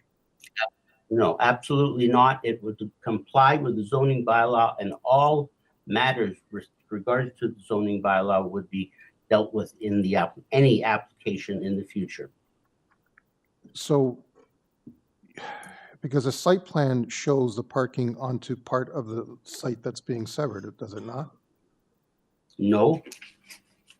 On the application, the parking is totally within the area that is to be severed, and the area that is to be maintained or until a sale takes place definitely shows future phase 2 of the building. And that was part of the application that was made in roughly August of this year. Okay. Can we? So everything is self-contained. The church and its parking is self-contained on the lot that will be held by the church. The extra land that we are asking for a consent will be subject to the consent and any conditions that are imposed at a later date when somebody buys the property and comes to the committee, perhaps, and perhaps not, if they wish any amendments. So there are no requests at all on variances to the subject land. Sure. Okay. Chair, I had a question. Director staff primarily, on pre-circulations like this one, on severances and consents, would we not expect a report from development engineering? They have made a report and it was submitted to the Committee of Adjustment. That's the ECS report. That's the ECS with advisory comments for severance. They've stated that they have no objections to the subject consent application subject to the following conditions. They just need updated information. Mr. Chair, members, that is also on your screen for your viewing right now. So those are conditions, they're not advisory comments, are they? They're both. Correct. So I erred in saying they were purely advisory when I did the description initially. Can we get the site plan put up, which shows the parking and the proposed building, and then we can talk about how that's being severed? Okay, so what's being proposed here then is an L shape as part 2 and a small Yes. square as part 1. Yes. Now, we've received a building permit with no objections with regards to the part that the church is being built upon. And We that's do not need, and that's part 2. So the retained part is part 2. part 2 is, no, the church is the retained part. The other part is to be for a consent application. Okay, so the church is the church is on part 1 or part 2? The church is on part 1. Being all the picture with the parking and everything that was and is required has been placed on that self-contained unit of the church. So how many parking spaces are in part 1?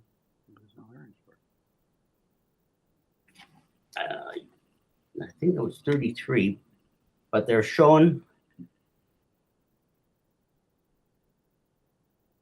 86 regular parking spot, and they have identified them for different sizes on parking requirements. But there is absolutely no necessity to go for a committee of adjustment for a variance for parking. Absolutely none.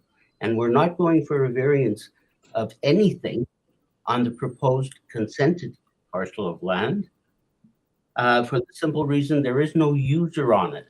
This is to create a saleable parcel of land. It is not to create a building on top of it until it is sold, and whoever buys it at that time will be coming to the municipality for a building permit for it. We have looked at the zoning bylaw, and we are in compliance with all of the items on that for the gun-shaped property on the north and west side. And the municipality has looked at this on a variety of locations, and we are in conformance in total on this parcel for the consent.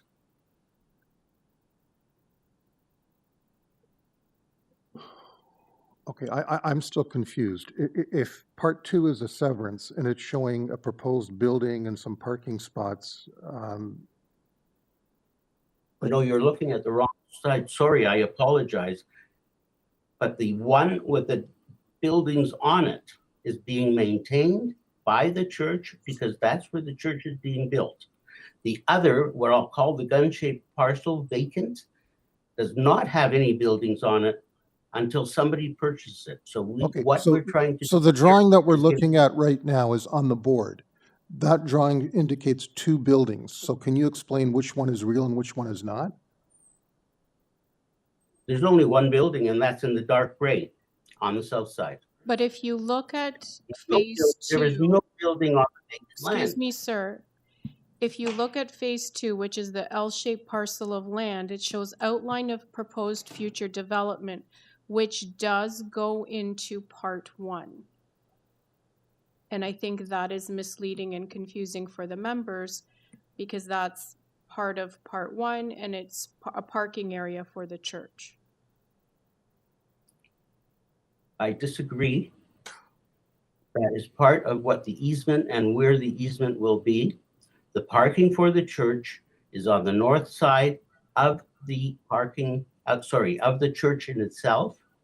And they are divided up into 20 by, you can see it right on the plan. Can you see on the screen right now where it shows outline of proposed future development? It's a dashed line that goes into part 1. Yes, I see. That was probably done in error The Well, only that is part what the that we're committee is asking you about because it's misleading and this is information you submitted with the application. So could you address that to satisfy the committee's concerns, please? Phase 2 is the area that is gun-shaped. Gun-shaped. How someone did this? Well, if you see at the top, you will see it's pointing a gun on an easterly direction. Can we That call it is- L-shaped rather than gun-shaped, sir? Okay, Thank it is. The parcel of land that is 2 and may be confusing, on the plan that I have, and I think there must have been some confusion in when this plan was drawn on, but phase 2, future phase 2 buildings are only to be placed on the land to be consented, not on the parking area, not on any other part that is within the double line, the gray double line surrounding the church and its parking and associated uses. And that was all approved for a building permit. We would not have been able to get a building permit if there were any variances, because the zoning inspector would have said, get the variance on this. They did not.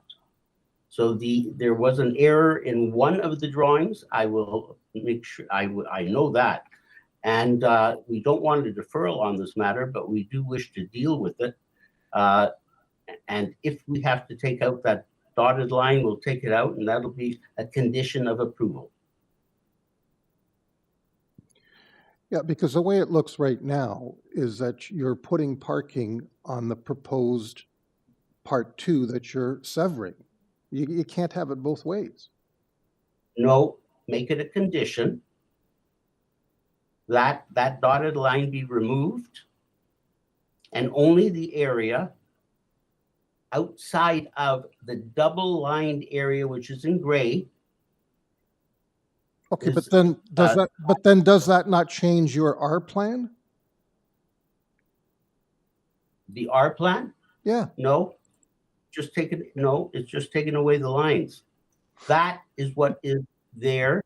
The L-shaped parcel, part 2, is the part that we wish to sever.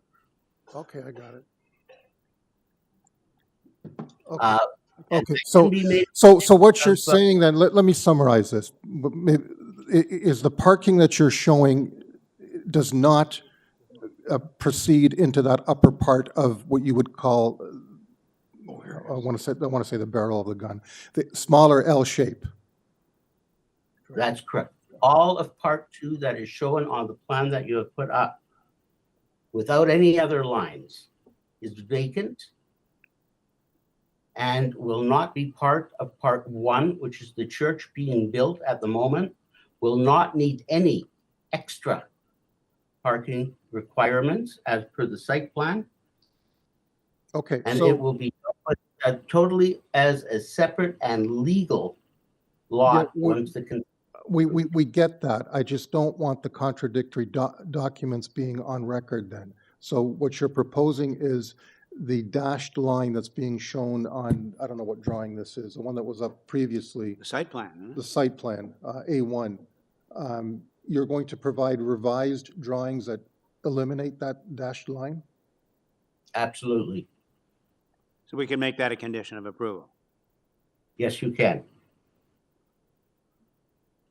Okay, that clarifies things for me, because in my mind, you were trying to, as the saying goes, suck and blow at the same time. I mean, you're trying to do two. I got it. Okay, thank you. Mr. Chairman, I understand fully what you're saying. I wanted the line because there were many R plans that were drafted for this parcel of land, one during construction, one as a site plan, and so forth.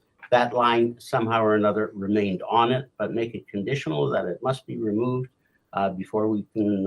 Okay, and then just for further clarification, in the left-hand corner of part 1, there is something called a two-story brick building, number 20 Vice Regent Boulevard. Is that existing? Will be. These are buildings that are under construction or being constructed. So there are going to be two buildings constructed. On the area enclosed within the two double lines around it, yes. No, I'm talking about a building to the left of the double line, which is the actual. It's on the drawing that's on the table right now. It's labeled as number 20 Vice Regent Boulevard. Two-story brick building. We are number 10. Okay, so number 20, that's a neighbor then. That's not your property. Is that what you're saying? Number 10 Vice Regent Road is the land above the area in the light blue. The two-story building is not ours. Number 10 Vice Regent Road is ours. Got it. And that's what we're dealing with. I think this was done on the basis that they wanted to see what would be built in that whole corner. We don't have part one. We don't own it. It was sold prior to the ownership by the church. And as you can see, only the dark area with the plan number on it is what we're talking about, part one. And if you look on the other one, it's part two. It is how the surveyor drew this up that is confusing, and I understand that. But the corner lot as an intersection, Queens Plate Drive, is not part of the land. Correct. It belongs to someone else, and we're not going to ask for a severance from them. It's clear as mud now. Thank you. I understand that, yes. Okay. Having clarified all of that, are there any other questions from panel members? Barring none, can we take it into committee then? Mr. Chair, as a reminder, there is an area resident on the call that wants to speak. Oh, I forgot, sorry. That's right. And Are they a parishioner? I'm not sure that they're an area resident. Fair enough. That is a better way to say it. We have them listed as a member of the church organization, if you'd like to bring it. And then also the property owner has made themselves available to speak if you have any questions for them. Okay, so this is Tanya. Someone here also, he's not going to speak? He's just here to observe. Miss. Okay, so Tanya Goss. Yes, I'm just here to observe as well. Good Okay. morning, good afternoon, morning. actually. Good afternoon. Yeah. So just here to be a part of the meeting and hear it. Thank you. No Thank you. comments. Okay, back to my original statement. Any questions? Barring none, can we take it into committee then?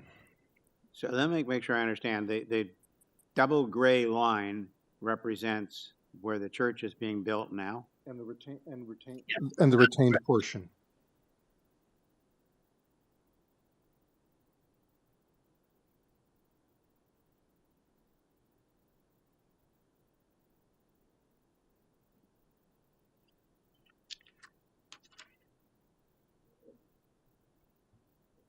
So if we remove the dotted line, it still has a title on it that says outline of proposed future development. I think we have to delete all of that. And not just the line. Not just a line, yeah. Because what we're doing is we would be approving a severance of a piece of vacant land with no proposed development on it. So the committee has before them a consent application only. While it's helpful to have a site plan showing the proposal, it unfortunately is highly inaccurate. But you are dealing with the draft plan only with the severance of one lot into two with a blanket easement over part two. So the committee is not dealing with the future development of part two at this moment.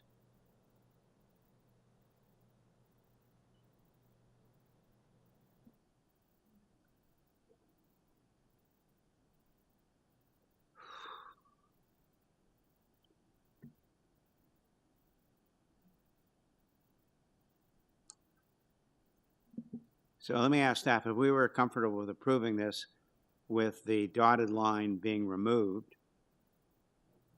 does that satisfy the requirements? I think what we've heard is we don't have to worry about the site plan. We're approving a severance. Like in my mind, we're approving the creation of parts 1 and 2, Plan 66R-14670, period. We don't have to worry about lipstick and whatever he's put on that drawing. It doesn't matter. We're creating 2 parts, 1 and 2, on his plan of survey. Yeah, in my mind, it's that simple. With an easement. With easements, yes. So I think just by approving the application would be sufficient if we were inclined to move toward approval. Yeah, I think the confusion was that on the R plan, there was 2 part 1s, and it's only one of the part 1s is nothing to do with It's this. part on another plan of survey, yeah. It's got a different number. Yeah. Yeah, but it is confusing.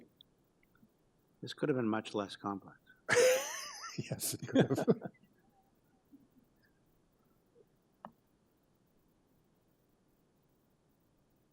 And if I can just throw another comment in here before we advance any further. The planning report, my inclination is to hang my hat on their condition or commentary under number 2, which says, So no, I've confirmed with planning. If you look at the bottom of their report, it's consent recommendation number 3, which is, well, the reason I cottoned on to 2, correct me if I'm wrong. To me, everything except number 2 is confusing because they talk about consent and minor variance. At least There are no not- minor variances. Pardon me? I don't think there are any minor. No, there are not. There That's my aren't. point. That's why are they At least commenting? number 2 says, and I quote, "The consent is consistent with section 5124 of the Planning Act. The rest, however, the associated minor variances, are irrelevant." So in my mind, I'm hanging my hat on the consent. This from the Planning Department is telling us that the consent is consistent with the Planning Act. And although it says, should the application be scheduled? No. We have a subsequent email from planning saying we have no problem with proceeding to the hearing. yes, if you just look at the bottom of the report after the signature, their recommendation is section 3, which is to go ahead and schedule. They're not providing any additional comments. Yep.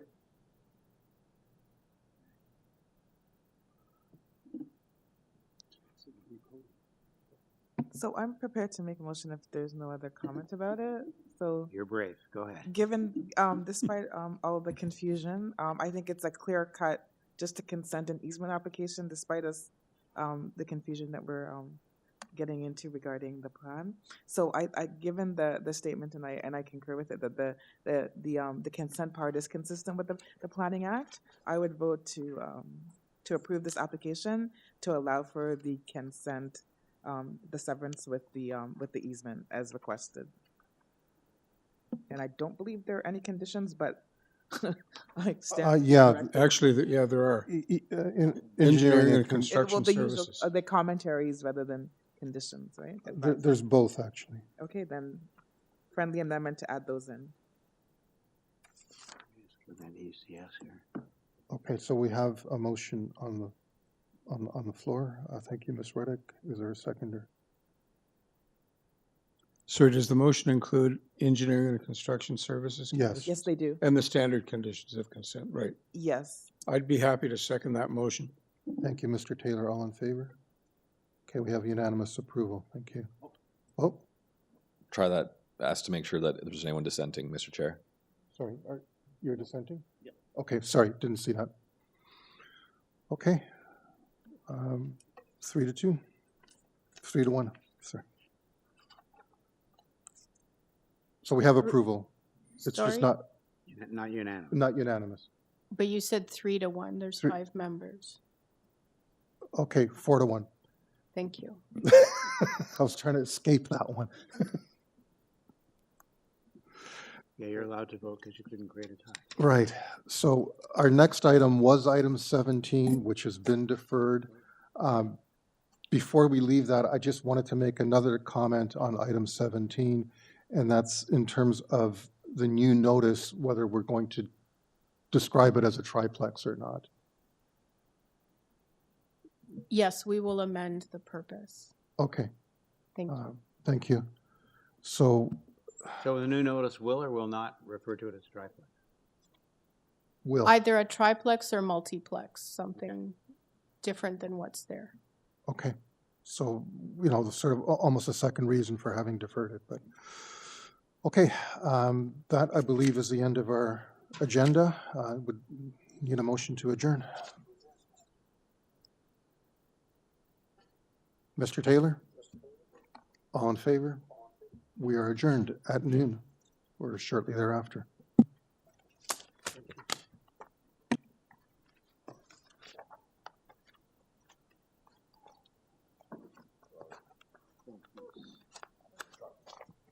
That was much more complex.